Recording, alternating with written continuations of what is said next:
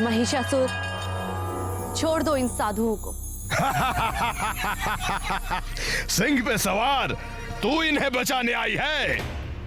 असुरों, इसे भी बंदी बना लो। जाओ।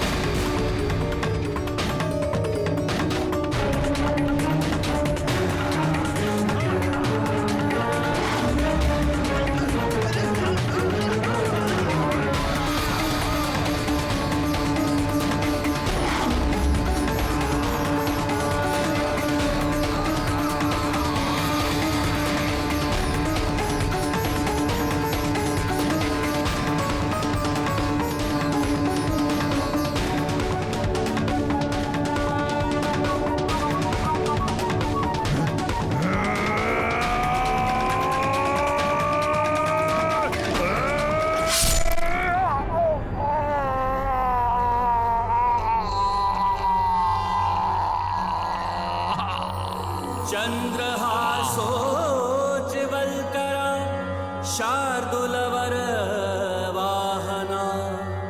कात्यायनी शुभं दध्या देवी दानवघातिनी।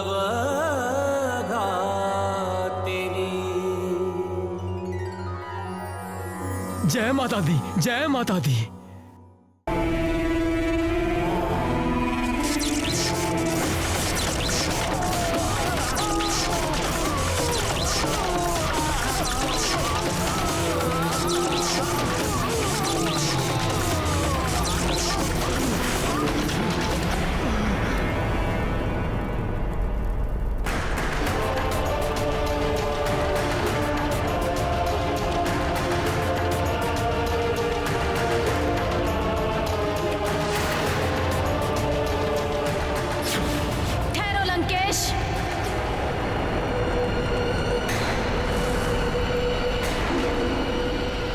चाहते हो? मृत्यु की देवी को, लंकेश दशानन का अभिवादन। मृत्यु से पहले मृत्यु देवी के दर्शन? सौभाग्य है मेरा। जिसे तुम अपना सौभाग्य समझ रहे हो वो तुम्हारा दुर्भाग्य है। यदि अपना कल्याण चाहते हो तो लंका लौट जाओ लंकेश। मैं जिस उद्देश्य से यहाँ आया हूँ उसकी पूर्ति करे बिना मैं लंका वापस नहीं जाऊंगा। मृत्यु की देवी, मुझे मेरा बाण चाहिए, मृत्यु का बाण। इसके लिए तुम्हें मेरे हाथों अकाल मरना होगा।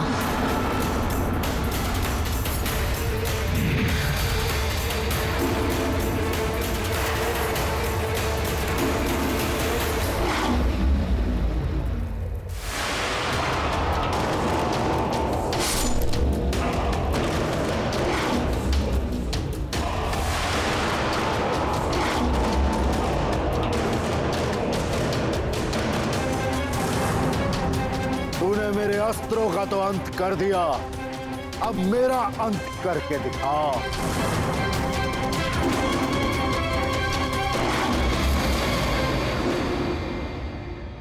तुम्हारी मनोकामना मैं अभी पूर्ण किए देती हूँ।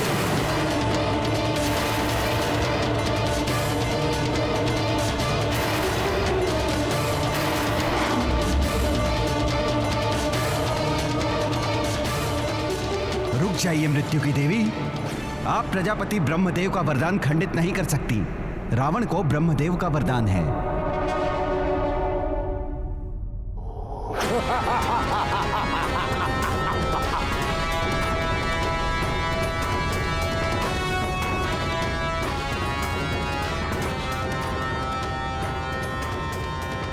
तुम अपना कार्य तो पूर्ण ना कर सकी मृत्यु की देवी, परंतु मेरा कार्य तो पूरा करो। मेरा बाण दो।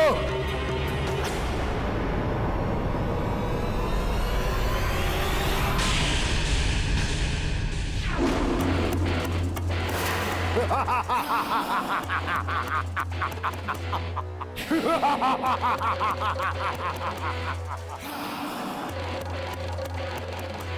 केवल अपना बाण ले जाकर क्या करोगे? क्या केवल स्वयं ही जीवित रहोगे? अपने समस्त परिवार के मृत्यु बाण लेते जाओ।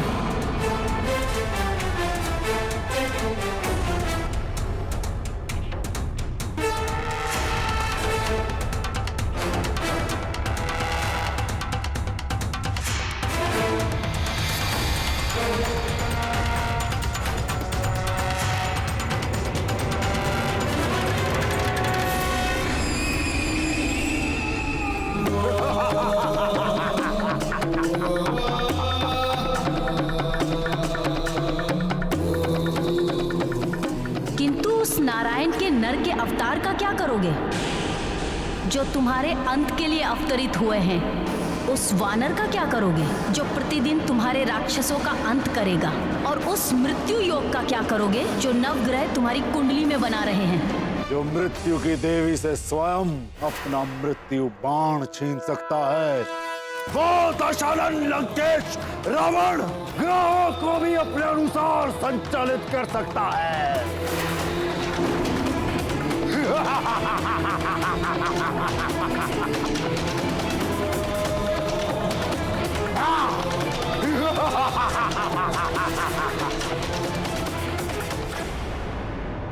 स्वामी, लंकेश अनर्थ करने पर तुला है।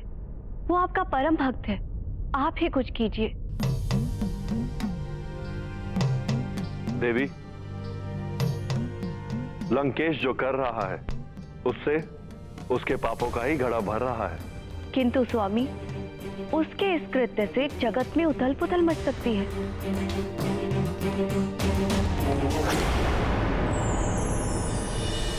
प्रणाम महादेव। प्रणाम माते। क्या हुआ देवर्षि? आप भी इन देवताओं की भांति चिंतित दिखाई दे रहे हैं। महादेव, आपसे तो कुछ भी छुपा नहीं है।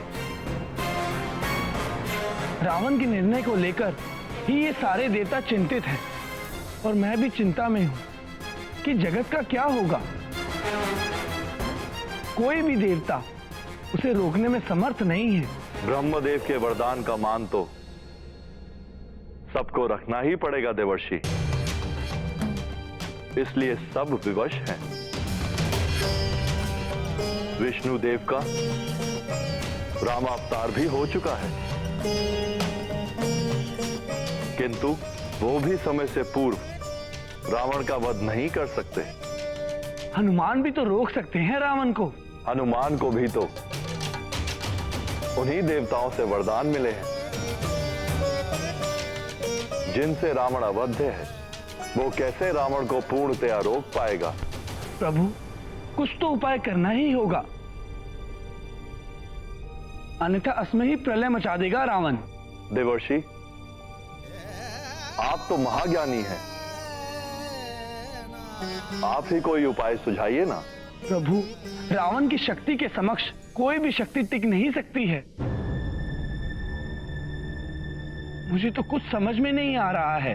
देवर्षि, आप स्वर्ग ज्ञानी हैं, किंतु मेरे मुख से सुनने की इच्छा है तो सुनिए। आदि शक्ति, महाशक्ति, सबसे बड़ी शक्ति वो है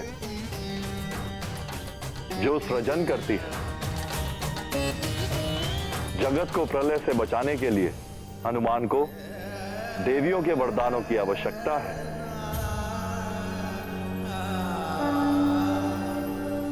नारायण नारायण।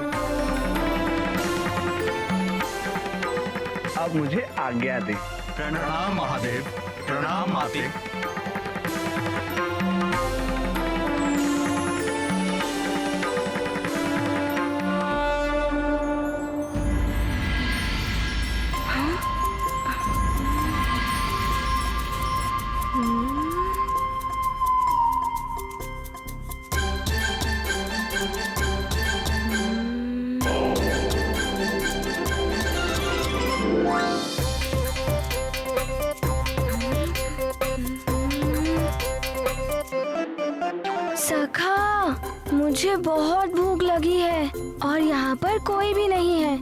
चलो हम ही देखते हैं कि कोई फल या मिष्ठान है भी या नहीं।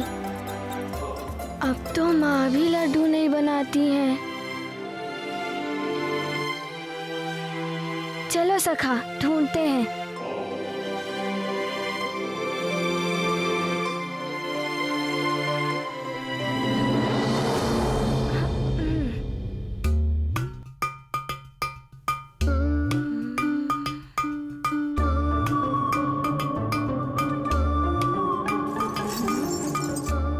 अरे सखा, इसे तो पकाकर खाते हैं। कोई फल या मिष्ठान हो तो ढूंढो।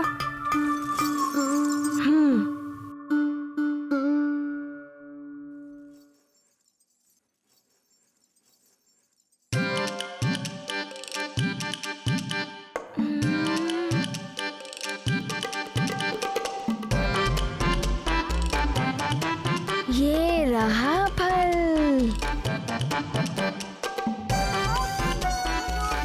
अरे सखा, तुम रहने दो, मुझे फल मिल गया है। नारायण नारायण। प्रणाम देवर्षि। भूख अभी तक शांत नहीं हुई है हनुमान। भूख तो प्रतिदिन लगती है ना। मैं कोई उपाय बताऊं? वो महाफल, आकाश फल। नहीं नहीं, आप तो रहने ही दीजिए। आपके उपाय ने कैसा उथल पुथल मचाया था, अनुभव कर चुका हूँ, है ना सखा? किंतु हनुमान, ये भूल गए कि उसी उपाय ने तुम्हें कितने वरदान दिलाए। अंत भला सो सब भला।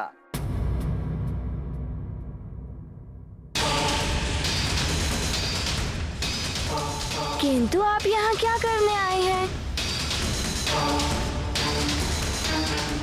पुनः कोई उथल पुथल मचाने? नारायण नारायण। अरे मैं तो तुमसे मिलने आया हूँ।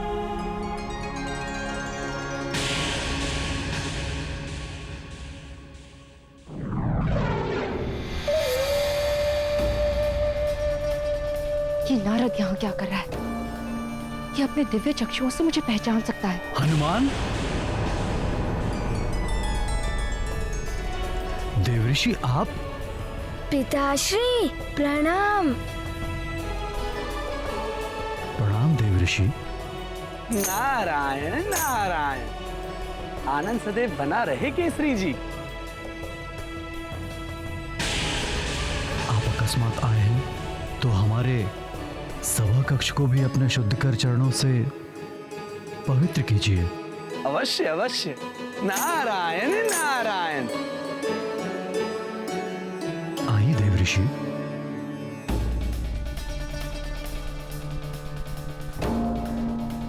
ये नारद तो इसी उड़ा रहा है।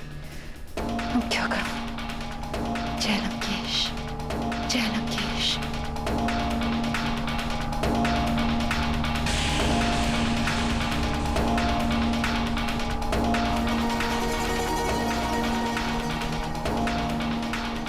नारायण नारायण।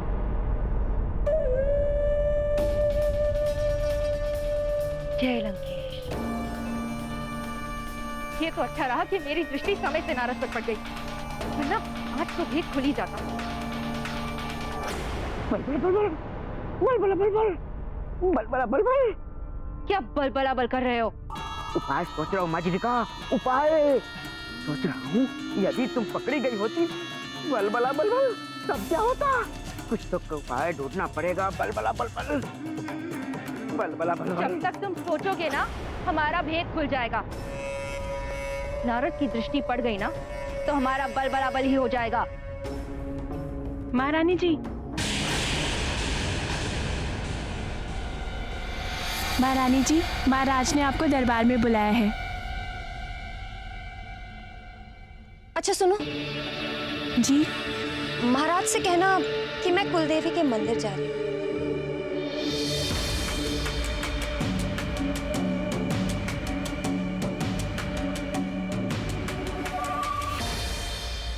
बलबला बलबल, बलबला बलबल। नारायण नारायण। महाराज की जय हो। महाराज, महारानी कुलदेवी के मंदिर गई हैं। अच्छा ठीक है।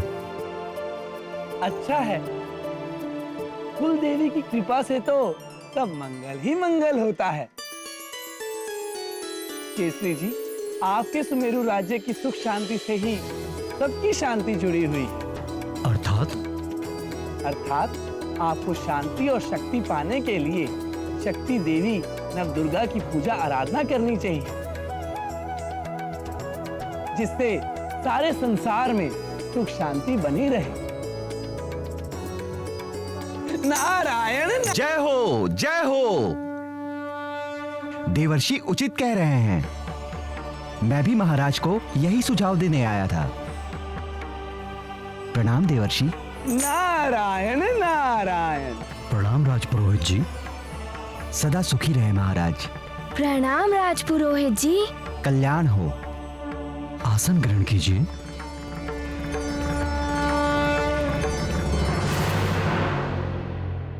राजपुरोहित जी, दुर्गा जी के बारे में तो सुना है, किंतु ये नौ दुर्गा जी कौन है? ये देवी दुर्गा जी के ही 9 कल्याणकारी रूप हैं। पुरोहित जी, तब तो आप मुझे विस्तार से बताइए ना नव दुर्गा जी के बारे में। हनुमान, जब यहाँ दिव्य ज्ञान संपन्न देवर्षि स्वयं उपस्थित हैं, तो इनसे अधिक कौन बता पाएगा नौ दुर्गा के बारे में? नारायण नारायण। देवर्षि, तो आप ही बताइए ना मुझे नव दुर्गा जी के बारे में। नारायण नारायण। हाँ देवऋषि जी, हमें भी नवदुर्गा की महिमा के विषय में बताकर कृतार्थ करें। हनुमान को ये जानना और देवी की आराधना करनी चाहिए।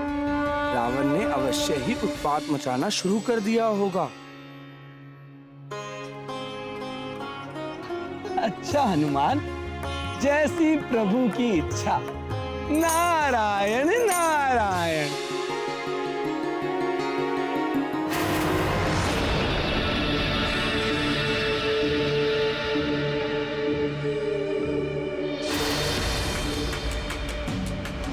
नारायण नारायण। नौ दुर्गा में प्रथम देवी है शैलपुत्री। देवी सती ने देह त्याग के पश्चात पर्वतराज हिमान के घर पुनर्जन्म लिया।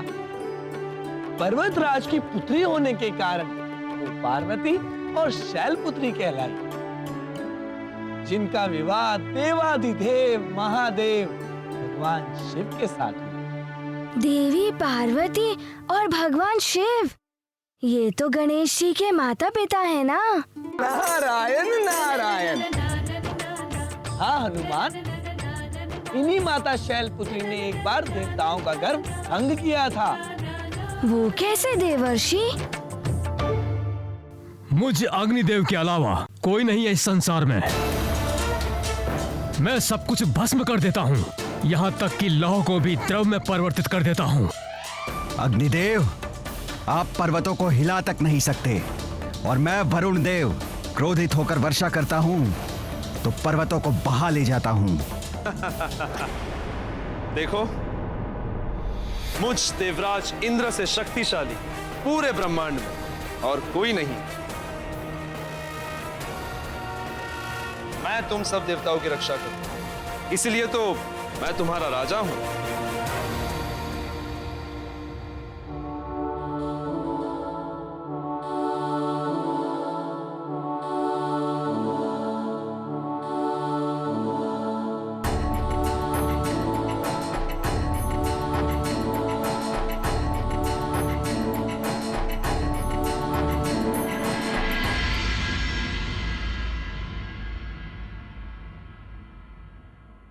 सुनिए, आप में से कोई इस लकड़ी को उठा के मुझे दे सकता है?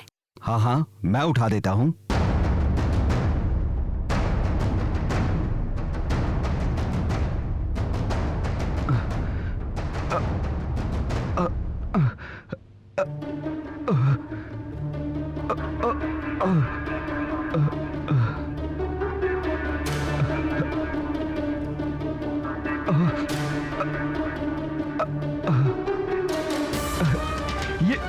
उठ क्यों नहीं रही है? क्या हुआ? नहीं उठ रहा है?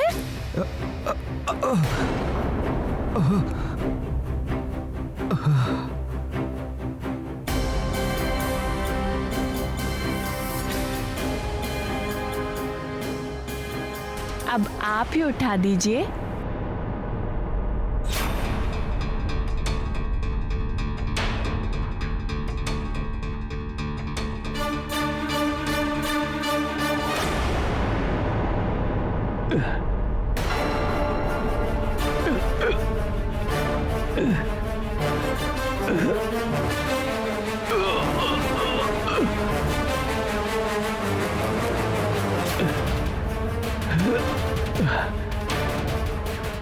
आश्चर्य है, ये लकड़ी इतनी भारी। भारी कहाँ है पुत्र? मैं तो सिर पर लिए जा रही हूँ।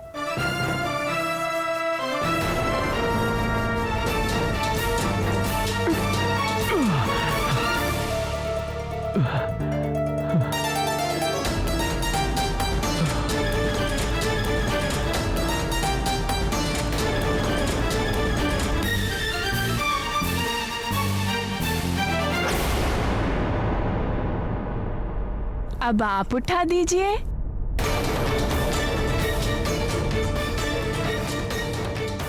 हाँ हाँ अवश्य, इसमें कौन सी बड़ी बात।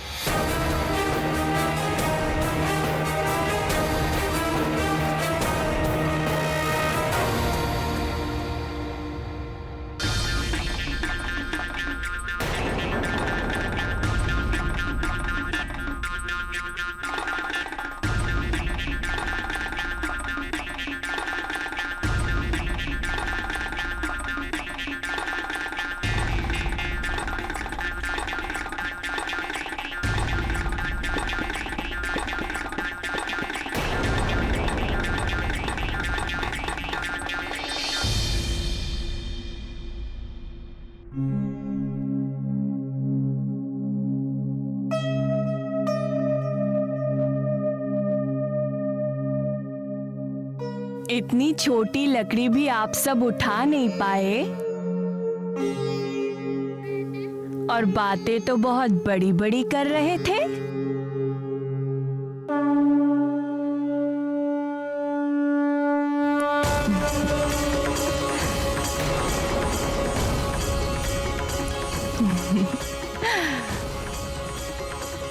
क्षमा करें माता, आप साधारण स्त्री तो नहीं हैं। हमें अभिमान हो गया था माता, उसे ही तोड़ने आप पधारी हैं। हमसे बहुत बड़ी भूल हो गई है माता, अब अपने दर्शन देकर हमें कृतार्थ करें।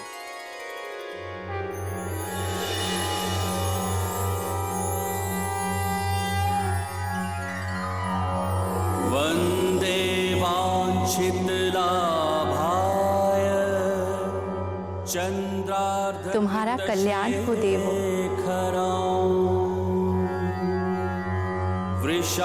वृषारूढ़ाम शूलधरां शैलपुत्रीं यशस्विनी।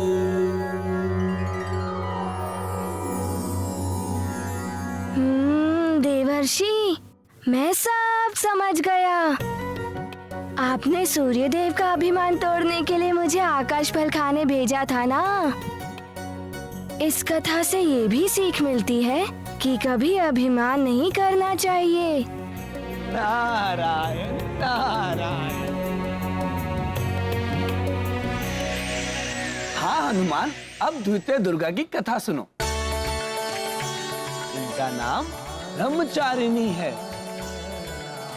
शिव जी को पाने के लिए जब इन्होंने ब्रह्मचारियों की भांति कठोर व्रत और तप आदि किए, तब इन्हें देवताओं ने ब्रह्मचारिणी नाम दे दिया।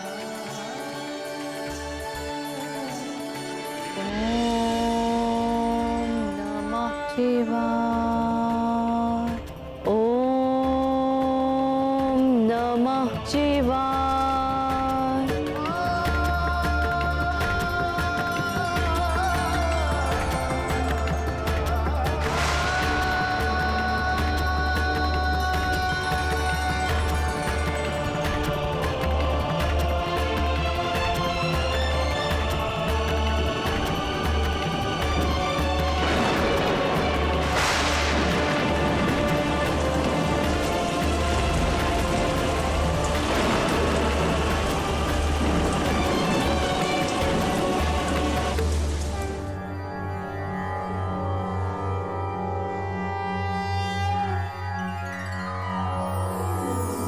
दधाना कर पद्माभ्याम अक्षमाला कमंडलू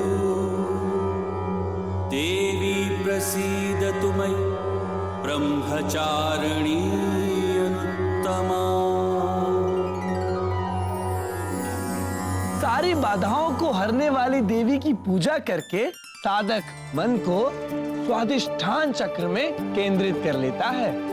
इनकी साधना से त्याग, सदाचार ये गुण साधक में स्वतः ही आ जाते हैं। फिर भगवान शिव का विवाह देवी पार्वती से हो गया ना।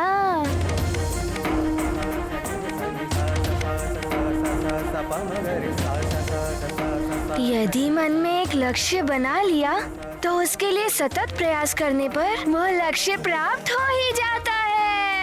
नारायण नारायण, सत्य है हनुमान। अब तृतीय दुर्गा जी के बारे में मैं बताता हूँ। उनका नाम क्या था देवर्षि? उनका नाम चंद्रघंटा है। चंद्रघंटा। देवी चंद्रघंटा सिंह पर सवारी करती है। इनके मस्तक पर अर्धचंद्र विराजित है, इसलिए इन्हें देवी चंद्रघंटा के नाम से जाना जाता है। ये 10 भुजाओं में त्रिशूल, तलवार, फरसा, धनुष, बाण, कमल पुष्प, जलपात्र आदि लिए हैं। ओम चंद्रघंटा देव्यै नमः स्वाहा। ओम चंद्रघंटा देव्यै नमः स्वाहा। ओम चंद्रघंटा देव्यै नमः। विध्वंस कर दो इस यज्ञ को, इन ऋषियों के अंग भंग कर दो। रुक जाओ दैत्यों, ये देवी चंद्रघंटा का यज्ञ है। इसमें बाधा डालोगे तो सर्वनाश हो जाएगा तुम्हारा।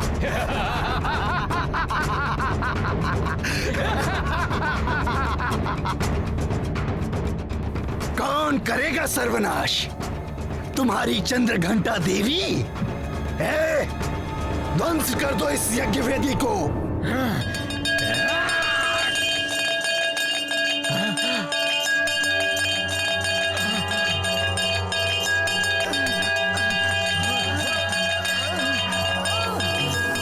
पिंडज प्रवरारूढ़ा चंडकोपास्त्र कैर्युता प्रसादं तनुते मह्यं चंद्रघंटेति विश्रुता।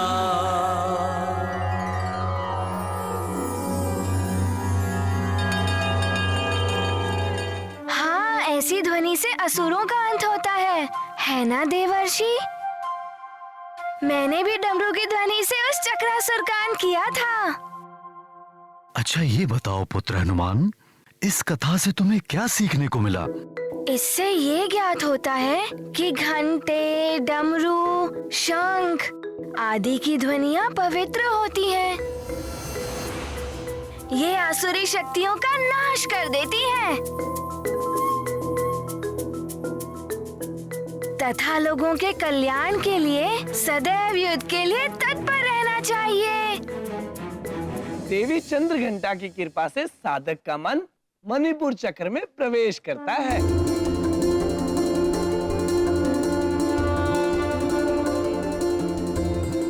देवी चंद्रघंटा भक्तों के दुख और बाधाओं का हरण कर लेती है। और अब सुनिए चतुर्थ देवी कुष्मांडा देवी की महिमा। जब सृष्टि नहीं हुई थी, ये संसार नहीं था, तब देवी कुष्मांडा प्रकट हुई थी।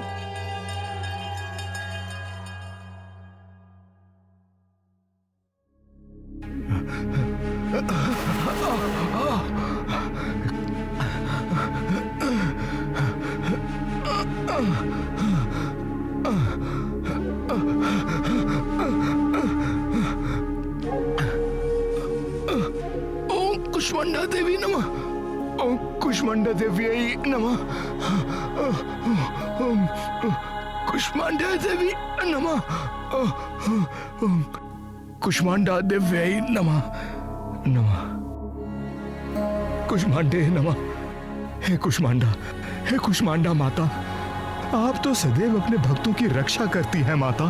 न जाने मुझसे क्या अपराध हो गया माता, जो आप मुझसे रूठ गईं। और मैं इस असाध्य रोग से पीड़ित हो गया हूं माँ। मैंने वर्षों आपकी तपस्या की माँ कि एक दिन आप मुझ पर कृपा करेंगी माँ, और मैं इस असाध्य रोग से मुक्ति पाऊंगा माँ। कृपा कीजिए माँ। ओम कुष्मांडा देव्याय नमः।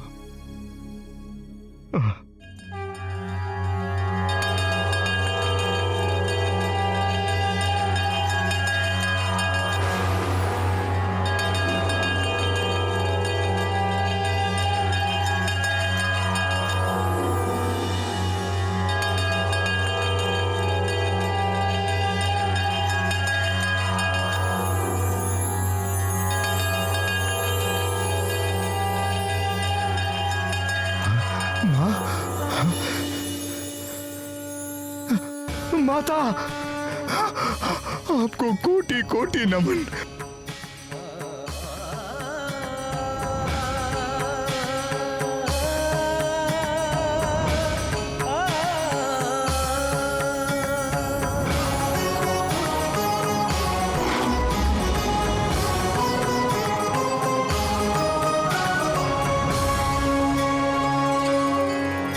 माते, कुष्मांडा माता की जय हो।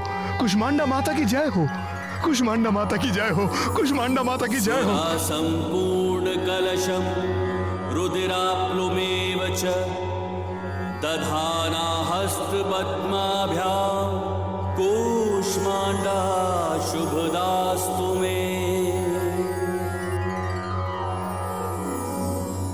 कुष्मांडा देवी की कृपा से साधक का मन अनाहत चक्र में प्रवेश करता है।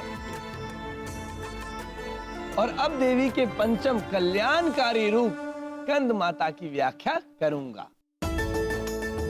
स्कंद माता अपने भक्तों के दुख दूर करने के लिए सदैव तत्पर रहती है।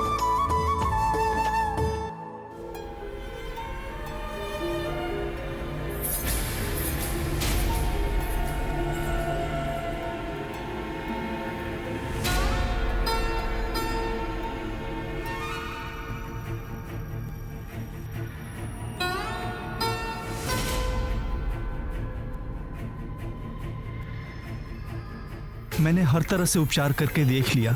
अब ईश्वर ही कोई चमत्कार कर दे तो ठीक, अन्यथा अपने पुत्र का ध्यान रखिए। हे भगवान, हे स्कंद माता, कितनी बरसों मैंने आपका तप किया, तब जाकर मेरी गोद हरी हुई। यदि मेरे पुत्र को कुछ हो गया तो मैं भी यहीं बैठे बैठे अपने प्राण त्याग दूंगी माता।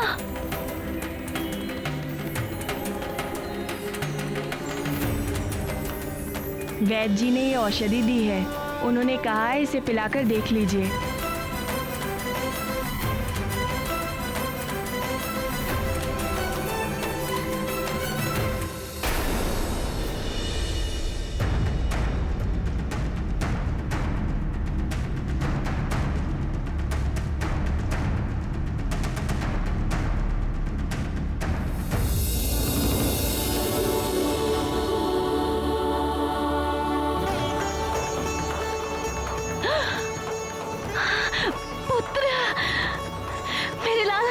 स्वस्थ हो गए।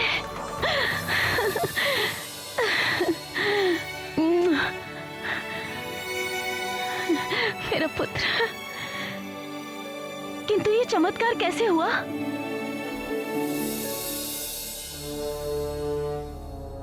वो माता जी कहाँ गई? माता जी एक औषधि लेकर आई थी, कह रही थी वैद्य जी ने भेजा है। किंतु वैद्य जी ने तो कहा था कोई उपचार नहीं है। तब वो माता तो स्वयं माता जी आई थी, स्कंद माता।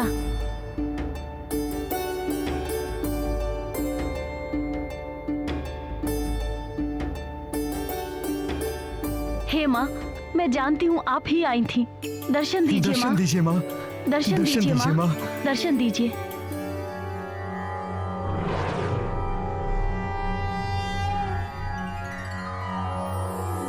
सिंहासन गता नित्यं पद्माश्रित कर द्वया शुभदास्तु सदा देवी स्कंद माता यशस्विनी। जय माता दी, जय माता दी। जय हो। तुम सबका कल्याण हो। स्कंद माता की कृपा से साधक का मन विशुद्ध चक्र में स्थित होता है। मानसिक शक्ति ही सच्ची शक्ति है। जब मन हार जाता है तो शरीर भी हार जाता है। आप सत्य कह रहे हैं देवर्षि। अब कौन सी देवी है? मुझे सभी देवियों के बारे में जानना है। नारायण नारायण। धैर्य धरो हनुमान। अष्टम देवी है कात्यायनी देवी। अब इनके अवतार की कथा सुनो। कात्यायनी देवी।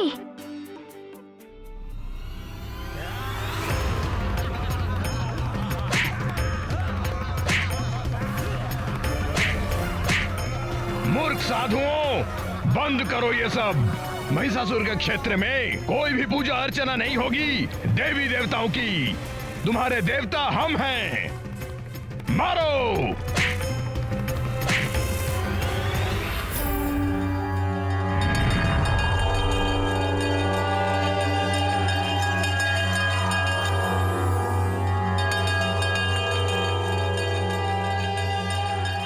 महिषासुर, छोड़ दो इन साधुओं को। सिंह पे सवार तू इन्हें बचाने आई है। असुरों, इसे भी बंदी बना लो। जाओ।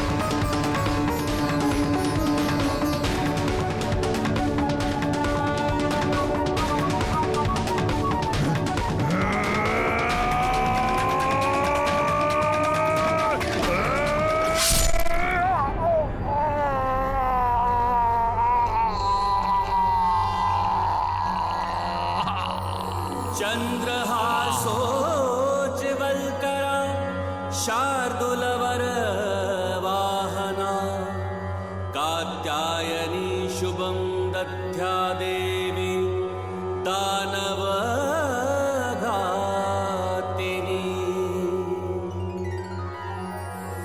जय माता दी, जय माता दी।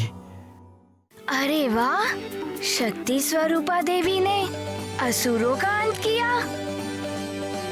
इससे यही सीख मिलती है, लोगों का कल्याण ही धर्म है।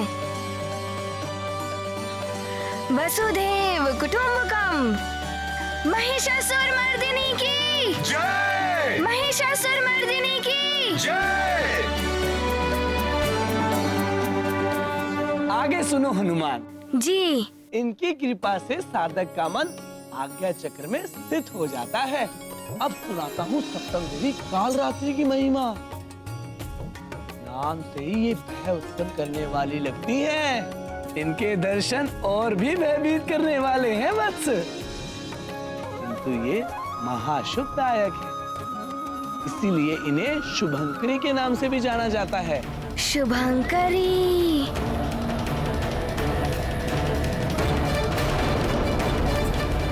इनकी कृपा से साधक का मन क्षत्रेश्वर चक्र में स्थित होता है। इनकी सवारी गर्तभ है। इनके नाम स्मरण मात्र से भूत प्रेत आदि बाधाएं नष्ट हो जाती हैं।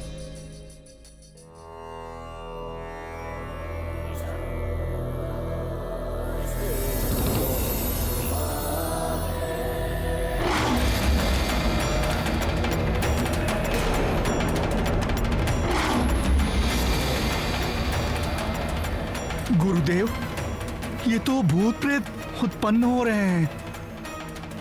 भयभीत होने की आवश्यकता नहीं है शिष्यों। भूत प्रेत हमारा कोई अहित नहीं कर सकते। हम देवी कालरात्रि की प्रसन्नता के लिए ये यज्ञ कर रहे हैं। ओम कालरात्रि देव्यै नमः। ओम कालरात्रि देव्यै नमः स्वाहा।